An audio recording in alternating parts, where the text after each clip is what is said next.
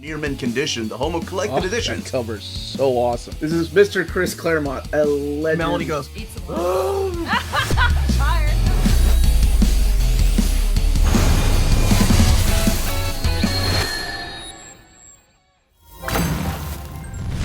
how's it going, everybody? This is the Uncanny Omar from Near Mint Condition, the home of collected editions. And the legacy of Peter David continues. This time around, we are seeing his Symbiote Spider-Man collected in Omnibus format. So let's take a look at this book together.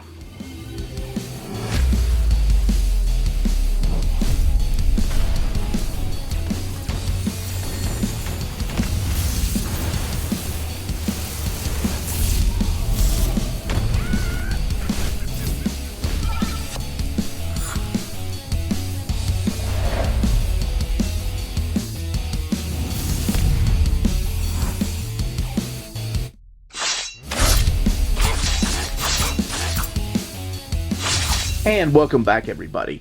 Before going any further, a big thank you to David Gabriel and the fine folks at Marvel for sending us an advance copy of this omnibus. This omnibus is due out in the direct market and book market on August 12th or 13th, depending on where you get your books. What we're looking at here is the direct market cover. This is the one that is supplied by Nick Bradshaw. On the left-hand side is your standard edition cover that is supplied by Greg Land, who actually drew a majority, I think 4 out of the 5 series that are collected in here were drawn by him. Now, everything underneath the dust jacket is the same, so let's shift the focus back to this. And I've always been a big fan of the black and white costume. I think the original idea was to have it the black and red costume. Let's look at the spine. You have Symbiote Spider-Man right there, David, Land, Antonio, and then, of course, that image of the black costume back in black. This comic is a blast. It really is. It really feels like Peter David never left the book when he was writing Spectacular, and he just kind of continues telling his stories. So this is a retro series. It takes place in the past, although some of the stories, and I'll explain as I go through here, take place in present day and a little bit in the past. So the question is, where am I going to put this book? Well, most people would probably put it right beside Black Costume Saga Omnibus, because the stories in here take place immediately after he gets the black costume and comes back in Amazing 252. Now, other people would be like, well, this is a retro series. I'm just going to put it with other retro series, like Untold Tales of Spider-Man. And some people would even put this with the Venom Omnis, because it's the symbiote we're talking about, the alien costume. But it is your shelf. You can do whatever you want to with the book. If you store them in alphabetical order, more power to you. This goes under S. And let's look underneath the dust jacket, the flaps, the not-so-friendly neighborhood. Over here telling you a little bit about what the stories are. And then, of course, the creators over here, Peter David, Greg Land, and Roge Antonio. And this image right here, which is mirrored right there. And then the Symbiote Spider-Man Omnibus. All right, so let's go ahead and crack this book open, show off this artwork, talk about the type of stories found in each of these series, and then look at the extras in the back and the build of the book. Oh, by the way, this has been I don't know why I didn't hold it up already. Previously collected before in a series of 5 different trade paperbacks. The trade paperbacks don't have the Absolute Carnage story, though. That can be found in the Absolute Carnage Omnibus or the Absolute Carnage Spider-Man trade paperback. Alright, now let's open this up and talk about the stories in here. Alright, let's go ahead and get this omnibus opened. You have your end sheets there. What other color than black? Of course, that makes perfect sense.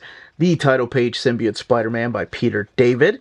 And then over here on the left-hand side are the people behind putting this book together, the credits for who created Spider-Man, of course, and written all by the legendary, gone way too soon, Peter David.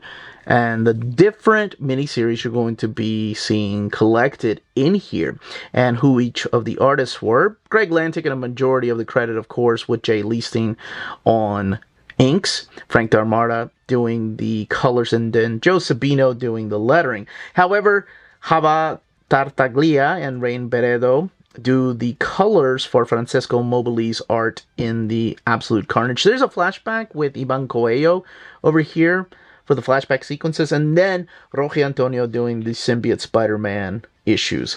So, wonderful. I love that Marvel is doing this. They are now adding introductions to a lot of these omnis of whether it's modern series or classic series that haven't been collected before, and most of them done by my, I think mine and everybody else's favorite editor at the time, Ralph Macchio, not the Karate Kid. That's the way I will always remember him.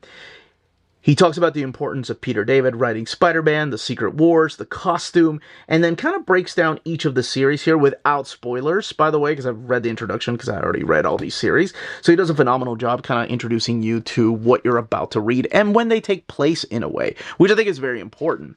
So collected in here is Symbiote Spider-Man 1 through 5, Absolute Carnage Symbiote Spider-Man.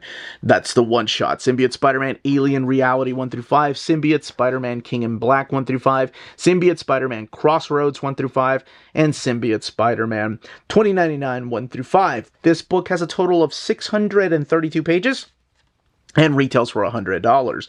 I think when I first announced it, it did not have the Absolute Carnage Symbiote Spider-Man one-shot, but you all emailed me or let me know, or whenever Peter and I did the recap of these books, people let me know, and I did ask Marvel, and they put it in here. And they actually put it in here and where it fits in. So, I guess spoilers for what I'm about to talk about, the pitch of some of these stories in here. This is not an ongoing series. This was a set of miniseries. But to me, it's just a genius way to continue a story. They really could have done a ongoing Symbiote Spider-Man series, but in the way that comics are done today, it would have sadly been canceled after 10 issues, and we wouldn't have had all these other stories. So this kind of works like almost like British television, by the way they do like breakdowns of their series. They do like 2 to 3 episodes here, 5 episodes here, and they come back whenever they want to. And that's kind of the way that Peter David and Greg Land work together. And I say Greg Land, but this is not him. And each series, again, taking place in the past. So this is after the events of Amazing Spider-Man 252 or Secret Wars 8, where Spider-Man ends up getting this symbiotic new alien costume that started bonding with him, but it's before the costume showed how much of a threat it was. It was before the costume went crazy and AWOL. Most of it. I'll tell you which one. I think there is one miniseries that takes place after the costume went a little haywire. So during this time, it's also important to know that Spider-Man is not married. MJ is kind of in the background, like they went through some things. One of the biggest players is actually Felicia Hardy, and that's the Black Cat. So it's that type of supporting cast that you're going to be seeing through here. And again, him still trying to figure out what this costume is capable of doing besides just, putting itself on and organic webbing. All right. So the very first miniseries is just called The Symbiote Spider-Man. And it's this really sad story about the character of Quentin over here. And this is, oh my gosh, Quentin, what is his last name? Is it Quentin Beck? I don't know why I always think of Quentin Quire. Quentin Beck, who is Mysterio. He's talking to a friend of his named Johnny, who works for the Kingpin. And during this bank robbery, something goes wrong where he accidentally kills somebody. And he's having to atone for his sins. Spider-Man is fighting classic villains here, like the Human Fly. And again, trying to find out about this costume. Now, what's really interesting about this, anytime there's a retcon series that happens, people immediately think, wait, then why doesn't he remember some of this stuff happening? Some of it he does. And Peter David did this amazing homework where he was like, well, there was this fight. This fight could have technically taken place in between these issues because he had the costume on for months. So really, he could have done these adventures on the side. And when you're thinking immediately like, wait, what about the King in Black? There's a loophole that I'll explain there. But this one focuses on the character of Mysterio. And there is this thing that a MacGuffin, if you will, that he is after. I think each one of these does use some kind of MacGuffin, whether it's the Word of God or something else. But it's Mysterio working with the Kingpin and eventually actually tapping into what the symbiote or the symbiotic power can do when it's not just taking over Peter Parker Spider-Man, when it could be taking over other people. So it's that type of story that you're going to find in here again, drawn by Greg Land. The next story arc, this one is really flippin' cool because it's one of those one-shots that takes place in Absolute Carnage. I love this one-shot. It's one of my favorite one-shots, but this is the story of a character that was featured in a Web of Spider-Man issues here. And it's how, after rejecting the spider costume, the symbiote, the symbiote costume attached itself to this visitor here. This guy that is just traveling, and that's all he was doing. He was just visiting New York City, and he gets caught up in the middle of all of this. So this is really the story of Leonard Elkhart and what happened to Elkhart after the symbiote left him and went over to, of course, Peter Parker. And man, it's a heartbreaking story because he tells the story about, how this costume took over him. He goes to see the doctor, and there's something just off with him. Because as we later find out, especially through the pages of Absolute Carnage, there's this codex that the symbiote leaves in anybody that it touches. So it's the story of him and his son, and having a run-in with somebody that you are probably familiar with if you've been reading Spider-Man. This character right here. And it is heartbreaking and just... it's sort of like, oh, that's not fair type of moments, which happens, of course, in comics, because there's a lot of things that aren't fair in life. The next issue is this the Alien Reality, I think? I believe that's what this one is called. This is the Spider-Man Alien Reality. This one features the Hobgoblin, and also features characters like Doctor Strange and Natasha Romanoff. Now, the Absolute Carnage one-shot took place in the past and in present day. This one goes back to just being a retro series taking place in the past, where Spider-Man, because of something called, this MacGuffin again, called the Word of God, finds himself in an alternate reality where Doctor Strange is no longer the Sorcerer Supreme, and Natasha Romanoff is running around as the Red Cat, and they have a relationship, and he's like, whoa, something is wrong. You have the Hobgoblin, who is now the Sorcerer Supreme of this world, so he has to go and get the help of Doctor Strange, wherever the hell Dr. Stephen Strange may be.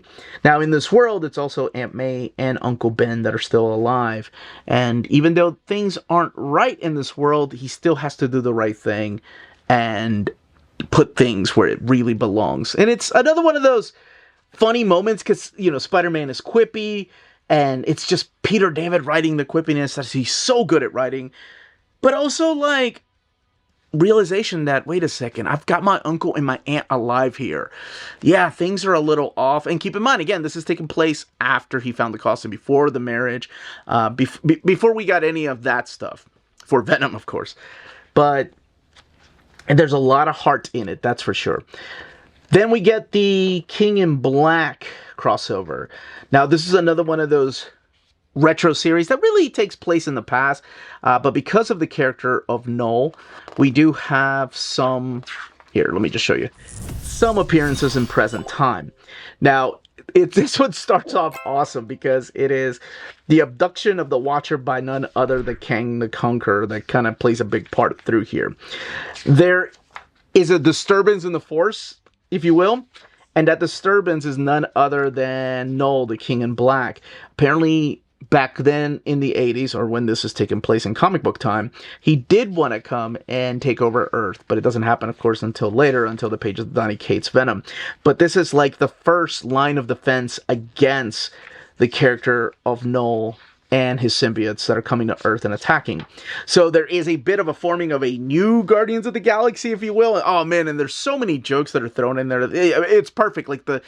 I don't know why anyone else didn't write Spider-Man with Rocket in a ongoing series, because it works so well. Both of the characters work so well.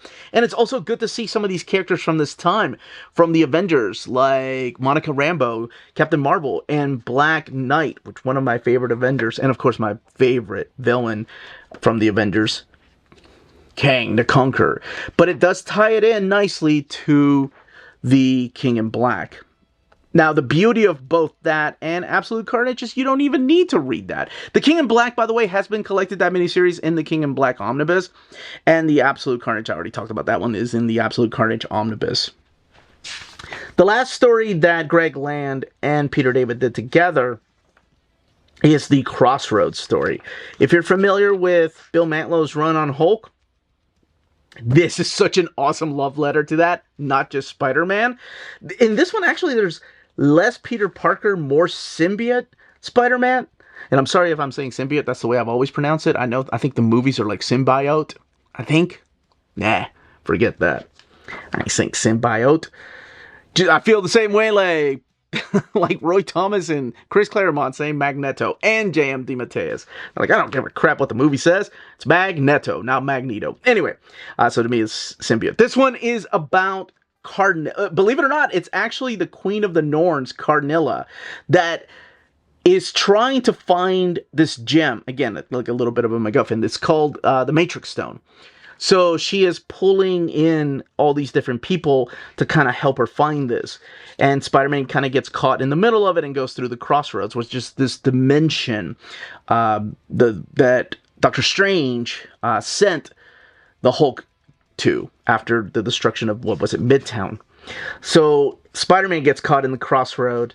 And again, it's one of those moments of like, wait, how does he not remember this adventure? It's a pretty cool way of doing that little bit of a loophole. And this one here, the King in Black particular, I like the way it ends with, oh, that's why he doesn't remember.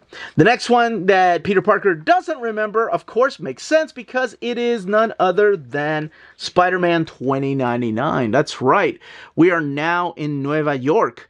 We are now back with Miguel O'Hara, and we are back with the character of Cron Stone, Venom 2099. So if there's a Venom 2099, what could it possibly mean if there's a symbiote Spider-Man 2099? It's exactly what it means. There's a symbiote that lurks around and takes over Miguel, and he becomes the symbiote Spider-Man. So now it's Venom 2099, Cron Stone, versus the symbiote.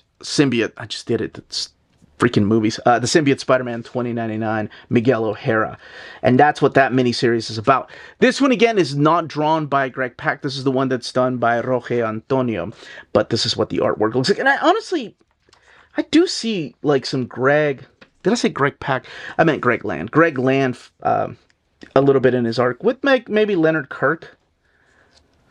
All right, and then in the back, and not just in the back, but in between issues, you'll have variant covers.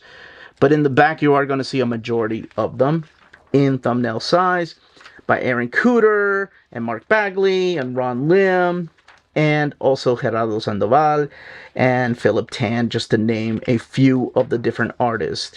And most of them are in thumbnail size. There are some in between pages that are splash pages. And then original art over here and the thumbnail sketches for the covers by Greg Land and your end sheets. So let's look at this binding. Again, the book has 632 pages, retails for $100. This one is printed at the Mega Print, and it does have thick glossy paper stock. You saw what the eye looks like. Very minimal bleed through happening, and I wanted to showcase... Let me look for... We'll just go to the back here, because I forgot Greg Land doesn't do a lot of double page spreads, but here's one from Roge Antonio from Spider-Man 2099 with no gutter loss right there. But that's it. That's what the Symbiote Spider-Man by Peter David Omnibus is. Man, do I miss this writing. I wish there could have been more of this. That, as they say, is that. If you're interested in purchasing this omnibus, don't forget to check out our sponsors. If you're in Europe and you're interested in buying these books, definitely check out Walts Comic Shop in Berlin, Germany.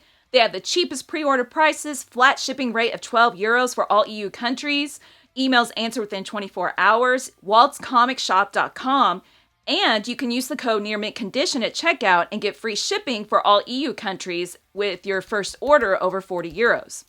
That's Walt's Comic Shop, your reliable source for omnis and premium collected editions in Europe. Ding! CheapGraphicNovels.com, your online home for graphic novels and collected editions up to 50% off cover price. They have excellent shipping and prompt and helpful service. Check out their bargain deals for up to 90% off cover price. And don't forget that CGN also takes pre-orders. That way you don't miss out on the hottest releases. And they are currently running a special promotion for you Minties. If you're a first-time customer, after receiving your order confirmation email, reply back to that email and let them know near mint condition sent you their way. They will then apply a free shipping promotional credit to your next order in the US. Cheap Graphic Novels, your source for the hottest books with the kind of deep discount, quality shipping, and customer service that will keep you coming back for more. And that was the content, the page count, and build of this omnibus. In the comments down below, let me know if you are picking this up, if you have the trades, what you think about Peter David's Spider-Man era, of course, and then if you haven't read Symbiote Spider-Man and you didn't even know anything about it, but because of Peter David's name attached to it, you are completely going to get it. If you have any questions, leave those down below. Smash that like button on the way out. We are on Patreon and Spreadshop, amazing ways to support the channel if you can do so. Everyone, stay healthy and safe out there. Much love.